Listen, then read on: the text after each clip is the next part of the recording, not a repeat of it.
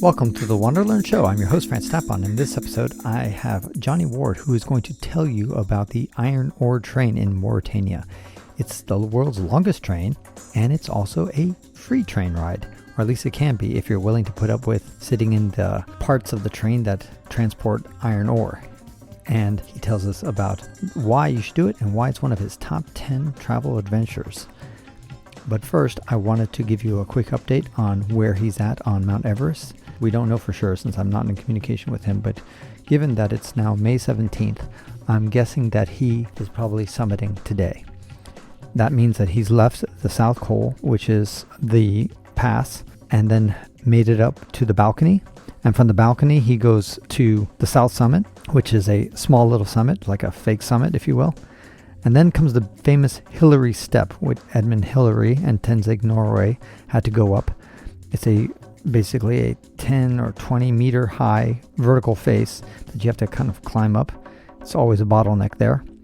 And once you get above the Hillary Step, it's clean sailing all the way to the summit. Of course, you're walking very slowly, but that's what he's doing right now. I'm imagining he's tagging the summit on May 17th if all goes well, and then he should make it back down to the South Col. And from there, probably another day or two all the way back down. So that's my guess of what's happening. I have high confidence that he's done it. I would say 90% chance of success. But we will not know until he's back down safely to base camp. And when that happens, I promise you to give another update with that success story. All goes well. And now, Johnny Ward talking about the iron ore train in Mauritania. Today you're going to be riding on a train for free. You're like you're a hobo basically. Yeah, I'm still in it. So there's in Mauritania, it's a bit of a buzz actually in the adventure travel world that there's the longest train in the world. They've got a huge mine that mines iron ore in the middle of the Sahara, and they dig it constantly. It's huge, and they send the iron ore to the coast of the Mauritanian coast to a city called Nouadhibou, and every day that train runs through the desert. And if you know where it stops briefly to pick up some bits and bobs, you can hop on the back of that train on the open carriage where the iron ore is just piled in, and you can sleep on top of that iron ore under the stars through the Sahara. It's about a 700 kilometer, is it? Something like that. Anyway, about 10 hours? Yeah, 10, 12 hours, and you can just hitch a ride with them. So I did that a few years ago. I'd heard a rumor about it, and then I wrote a blog post that kind of went viral about it. And now it's getting a bit of a buzz, and I get a lot of people asking me, so now I organise a trip every year or two to bring people to do it with me. Now, you said that it's better to ride with the iron ore to the west as opposed to when the cars are going empty to the east. Sure. That's counterintuitive to me, because when we talked last night over dinner, all you did was bitch and moan about how the iron ore gets everywhere, and in your blog you talk about how it gets everywhere and it gets filthy dirty. I'm like, how is that the better of the two options? Wouldn't you want to be in an empty car and not have to deal with all that fine iron ore sifting into your underwear and everything? Well, Help! True beauty's in the struggle, though, isn't it? Okay.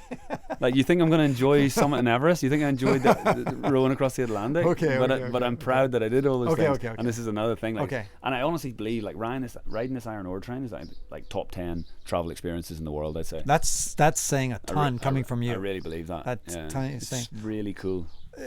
You're on this train. You're there illegally. Illegally? Well, I mean, there's no permit, so you can just you're just hitching a ride. They don't really run it. Right. But it's not. They can't arrest you. I mean, they can't say, "Hey, you're doing something wrong." Yeah, I guess not. Yeah, I mean, people do it. Yeah, locals. Yeah.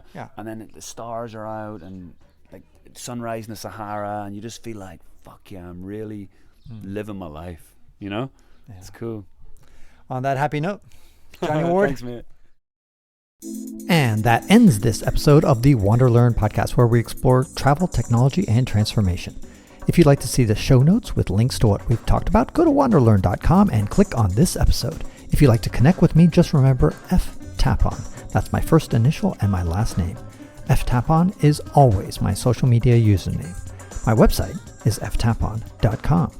Do you want to leave me an anonymous voicemail where you can make a comment or ask a question? Then go to speakpipe.com/ftapon. Furthermore, if you'd like to get rewarded for supporting my projects, then go to patreon.com/ftapon. That's where you can pick up some remarkable rewards for as little as $2 a month. Now, 5 quick favors. Number 1, subscribe to the WanderLearn podcast. 2, download it. 3, share it.